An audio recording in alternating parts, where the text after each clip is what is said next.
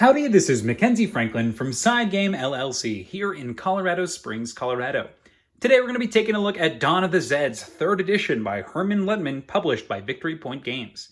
Now this does include all expansion, and it's going to include an organizer inside that gives a little bit of lid lift, and you'll see.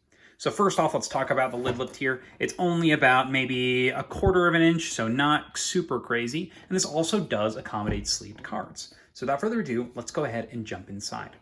So right off the bat, we lift the top off, and you'll see that we have kind of separated into levels. So on the first level, we're going to have all of these rule books. So if you are familiar with Dawn of the Zeds, it comes with a lot of rule books. So some of the rule books are here.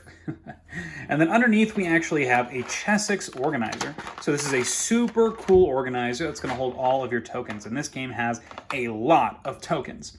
So you've got all these different identifiers for the stats of the zombies, for the walls, your, I think it's called riot tokens. You've got your civilians, your different heroes, so many different tokens. And one of these organizers is going to be super, super helpful for actually organizing this thing. You group them by the type of token when you're going to need them. Like this section here is for tokens that you're going to be using every game, and it's just super helpful. So I'd strongly recommend you get one of these. This is a Chessex stock organizer. So I'll put a link in the description on where you can pick these up.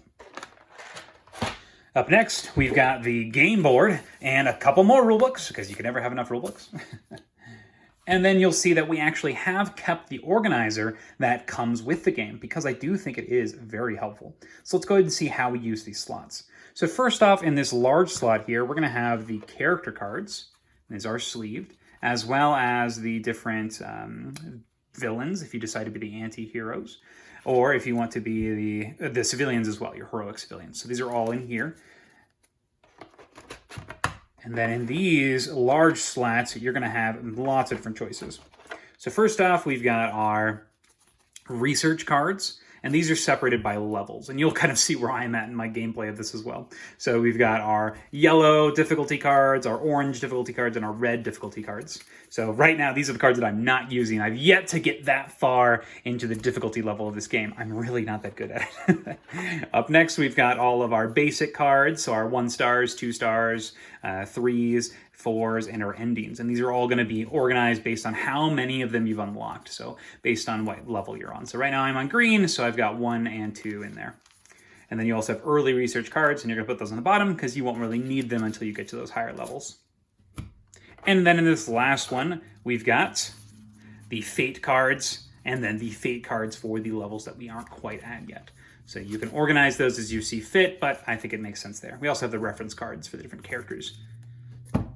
On this left side here, we've got the 2 markers for the infectioned characters, the rat and one of the other zombies that comes out with infections. We've also got some upgraded dice. The dice that come in the game are fine, but I like fancy dice when I roll, especially if you're just using standard D6s. They are easy to replace, and you can throw lots in there. We've also got 2 bags here. These are microfiber drawstring bags. You get them from all sorts of places, and these are going to hold our advanced zombies, as well as just your normal zombies. So that way you don't have to make a pool or get a cup. They're just all in here so you can grab them when needed. Underneath that, you've got a small plastic bag that's going to have all of your components, and these are specifically for the anti-heroes, so if you decide to play the 1 versus all mode. And then in these 2 sections, we have all of our rail tokens, the rumors and rail expansions. Now, I have not yet put these on the board yet because I do not want to put them until I've kind of gotten to that difficulty. I want to play it a little bit more before I do that. But if you do want to just go ahead and throw them, the stickers simply go right onto the board, so those are easily applicable. And then you can put these tokens for the railways and the rumors into a small bag and just kind of put them on the side here, or you could even put them in their own separate container and put them in here, a dollar container or something like that. But that is how we organize our copy of Dawn of the Zeds. So let's go ahead and put everything back. So once again, we're going to put that expansion content here. The other expansions you'll see are integrated into the packs already. We've got our 1 versus all content.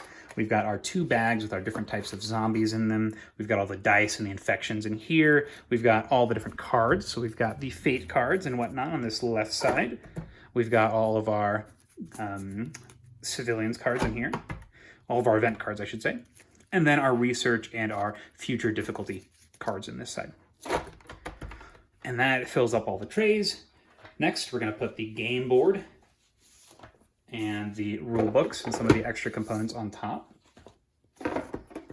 And then we'll interrupt that quickly with a Chessex container. And then we'll put the last bit of rule books and additional player aids on the top here. And that is organizing Dawn of the Zeds 3rd edition.